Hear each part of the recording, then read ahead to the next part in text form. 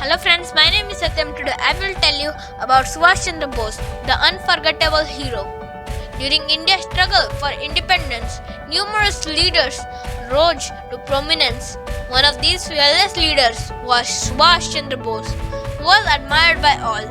Subhash Chandra Bose, also known as NETAJI, was an important figure in India's war of independence. Netaji Jayanti, or officially Parakram Divas, Day of Valor, is a national event celebrated in India to mark the birth anniversary of this prominent Indian freedom fighter, Netaji. It is celebrated annually on 23 January.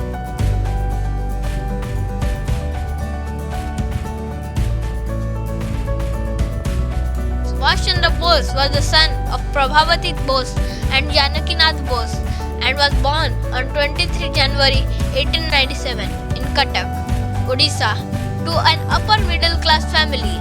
He was a bright young man with a strong sense of self-worth.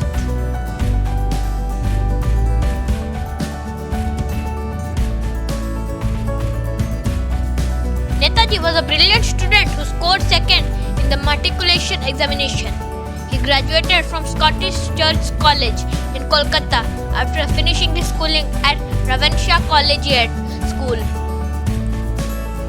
In February 1916, Bose was alleged to have masterminded or participated in an incident involving E.F. Overton, professor of history and presidency. Before the incident, it was claimed by the students Overton had made rude remarks about Indian culture and collared and pushed some students. According to Overton, the students were making an unacceptably loud noise just outside his class. A few days later, on February 15, some students accosted Overton on a stairway and surrounded him, beat him with sandals, and took to flight. An inquiry committee was constituted. Although Overton, who was unhurt, could not identify his assailants, a college servant testified seeing Subhash Bose among those fleeing.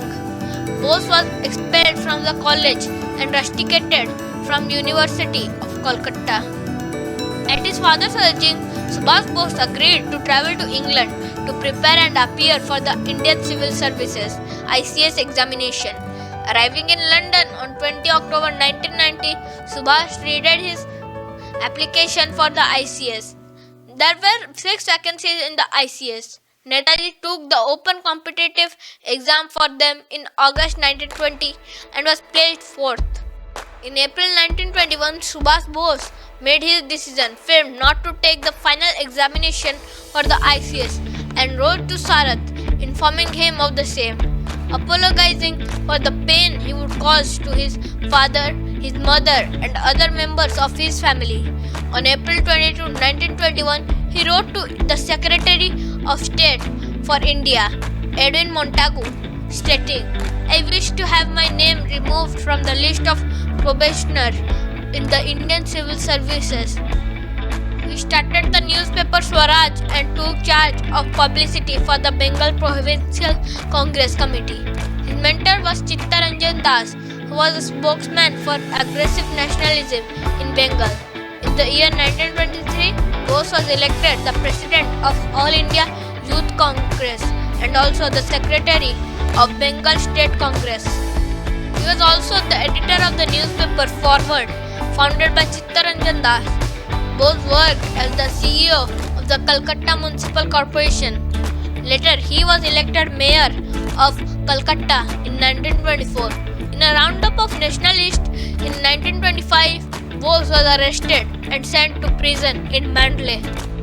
In 1927, after being released from prison, Bose became General Secretary of the Congress Party and worked with Jawaharlal Nehru for independence.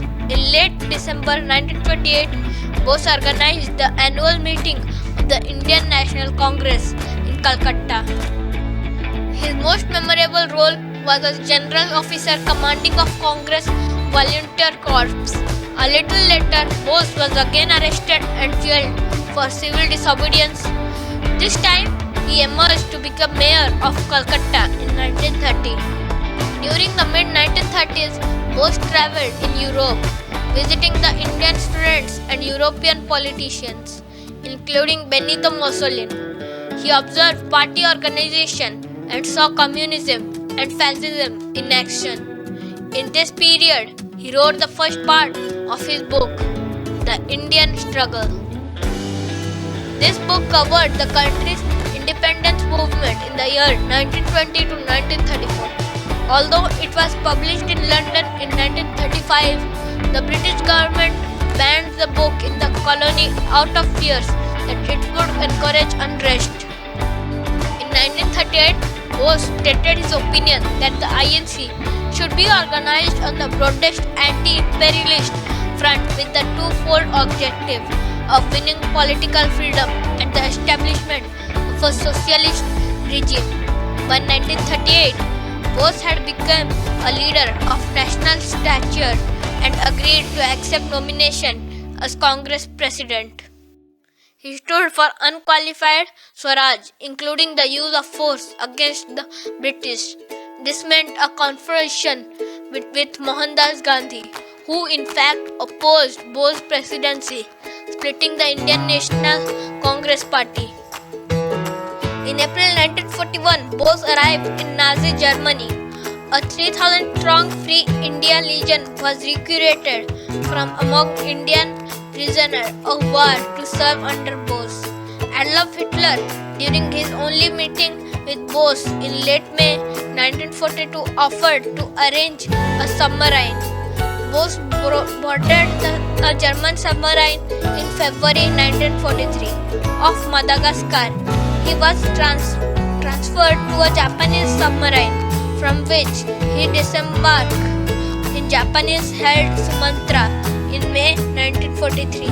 With Japanese support, Bose revamped the Indian National Army (INA), which comprised Indian prisoners of war of British India Army, which had been captured by the Japanese in the Battle of Singapore. A provisional government of Free India was declared on the Japanese-occupied Andaman and Nicobar Islands and nominally presided by Bose. In late 1944 and early 1945, the British India Army reversed the Japanese attack on India. Almost half the Japanese forces and the participating INA contingent were killed. The remaining INA was driven down the Malay Peninsula and surrendered with the recapture of Singapore. Netaji was a fiery Indian who famously chanted, "Give me blood and I will give you freedom."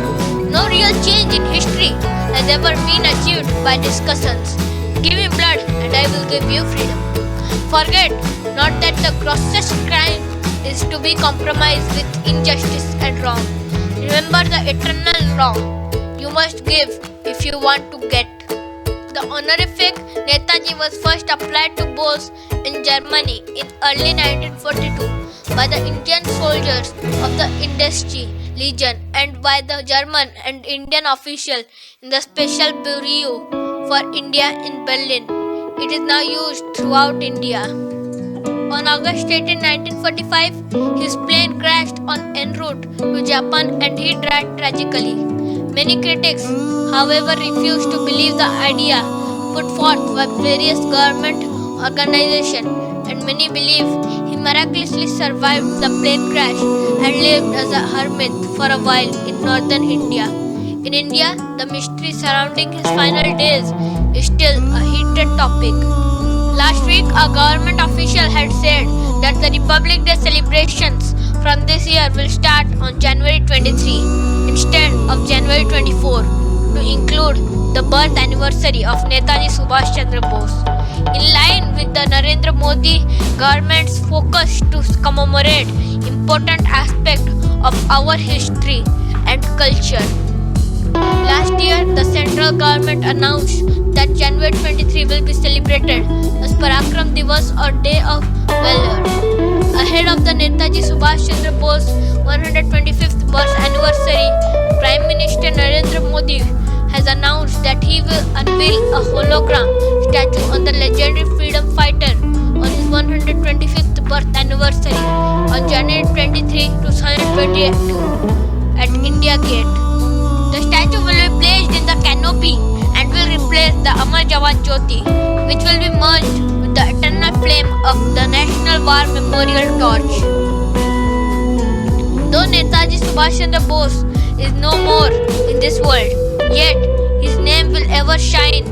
He will always be counted as one of the greatest freedom fighters of India and will always stay in our hearts forever.